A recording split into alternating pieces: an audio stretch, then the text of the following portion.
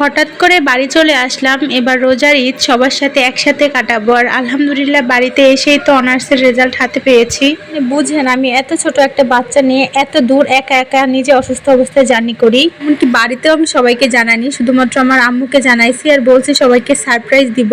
আসসালামু আলাইকুম, কেমন আছেন আপনারা সবাই? আলহামদুলিল্লাহ আমি তো অনেক বেশি হ্যাপি আছি, তা তো আমার কথাই বোঝা যাচ্ছে। বুঝেন না, এতদিন পরে বাড়িতে আসতে পারছি তো অনেক বেশি খুশি। তো এবার বাড়িতে আসার আগে আমি চেষ্টা করছি একটু বাসাটা গুছিয়ে রাখার জন্য, কারণ এখান থেকে বাসায় গিয়ে আবার সবকিছু গোছগাছ করতে অনেক বেশি কষ্ট লাগে।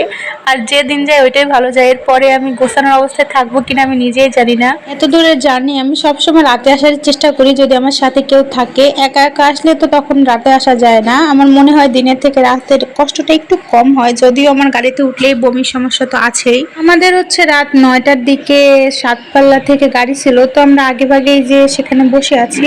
দিনে রওনা দিলে একবারে রাত হয়ে যায় আসতে আসতে, তখন আবার বাগেরহাটে গাড়ি নিয়ে অপেক্ষা করা ঝামেলা। এই জন্য রাতে আসলে সকালে তো আর সমস্যা হয় না, একারাও বাগেরহাট থেকে চলে আসতে পারি। এইসব নিয়ে কোনো মাথা ব্যথা নেই, কিন্তু সব থেকে বড় সমস্যা হচ্ছে বমি। মানে আমার বাসে উঠলেই বমি শুরু হয়, এমন একটা অবস্থা, অনেক বেশি কষ্ট হয়। এজন্যই আসলে শুধুমাত্র আমার ফাইনাল পরীক্ষা ছাড়া তেমন একটা বাড়ি আসা হয় না। গত বছর ঈদে এজন্যই আসছিলাম না। কিন্তু সত্যি কথা বলতে এই সময়টা আমার বাসায় একা একা সবকিছু সামলানো অনেক বেশি কষ্ট মনে হচ্ছে। এজন্যই ভাবলাম যে এই মাসটা অন্তত বাড়িতে শেষ করে যাই, আর সামনের মাস আম্মু আমার কাছে থাকবে, তারপরের মাসে তো আর দাদু। এইভাবে 3টা মাস পার করলেই আমি বাঁচি। সারা রাতটা আমার কাছে একটা খারাপ স্বপ্নের মতো। যখন খুলনা চলে আসছি, এই যে রূপসা ব্রিজ, তখন মনে হচ্ছে না আমি নিজের এলাকায় চলে আসছি, একটা অন্যরকম শান্তি লাগছে। ও আচ্ছা আচ্ছা, এত কথার মাঝে দেখছেন রেজাল্টের কথা বলতেই ভুলে গেছি। মানে আমরা যেদিন বাড়িতে আসছি ওদিনকে দুপুরেই নাকি রেজাল্ট দিচ্ছে। আমি তো ব্যস্ততার জন্য জানিই না, মানে ফোন যেই হাতে নিছি তখন দেখি সবাই এসএমএস করতেছে যে আমার রেজাল্টের কি অবস্থা। যদিও ফার্স্ট ক্লাস আসছে, কিন্তু সত্যি কথা বলতে এবার রেজাল্ট নিয়ে আমি অতটা আশাবাদী একদমই ছিলাম না। পরীক্ষার আগেই অসুস্থ হইলাম, পরীক্ষার 3 মাস আগেই, মানে তখন আমার অলরেডি কনসিভ করছি। ওই সময়টা কি আর পড়া যায় বলেন? এই অবস্থায় আমি মানে 1.5-2 মাসের সময় এত জার্নি করে বাড়ি আসছি পরীক্ষা দিতে। সবাই তো আমাকে নিয়ে অনেক বেশি টেনশন করছে, কিন্তু আমি শুধুমাত্র আল্লাহর উপর ভরসা রাখছি যে আমার দুইটাই লাগবে, আমি 1 বছর মিস দিতে পারবো না।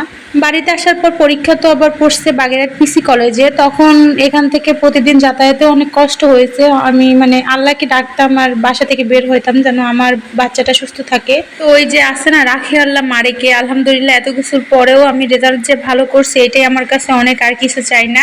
ফার্স্ট ইয়ারের রেজাল্টের পরিবর্তে তো তোহার বাবার কাছ থেকে ডিনার সেট পেয়েছি, কিন্তু এবার ভাবতেছি এবার দ্বিতীয় বর্ষের জন্য কি নেওয়া যায়। আরো 2 বছর তো আছে। আব্বুর কাছ থেকে অনেক ভালো একটা উপহার পাইছি। আর আম্মুর কথা কি বলবো, সে তো খুশিতে কান্না করেই দিছে যে তার মেয়ে এত কিছু করতেছে, এত কিছু সামলাচ্ছে। এই হচ্ছে মূল বিষয়। সবকিছু মিলাই আলহামদুলিল্লাহ ভালো আসছি। বাড়িতে এসে তো এক দ্বন্দ্ব বসে নাই, মানে একবার উঠানে, একবার পুকুর পাড়ে, একবার এদিকে একবার ওদিকে, সব পরিচিতদের বাসায়। মানে আমি যে বাড়ি আসছি জার্নি করে রাত্রে, ওই দিনকেরাই বের হয়ে গেছি নানা বাড়ির উদ্দেশ্যে, যে যাই দেখি মামা মামি আছে, মামা তো বোন আসছে, ওদের দেখা করি। আমার কাছে মনে হয় আমি যদি শহরের থেকে গ্রামে থাকতাম এই সময়টায় আমার এত বেশি শরীরে সমস্যা হতো না, কারণ দোহার সময় আমার কোনো সমস্যা ছিল না কোনো। কিন্তু এবার এত এত সমস্যা। যাই হোক, বাদ দিয়ে আল্লাহ যা করে ভালোর জন্য। সন্ধ্যায় মসজিদ থেকে আমার ভাইয়া ইফতার নিয়ে আসছে, যা দিছে এটাই আলহামদুলিল্লাহ।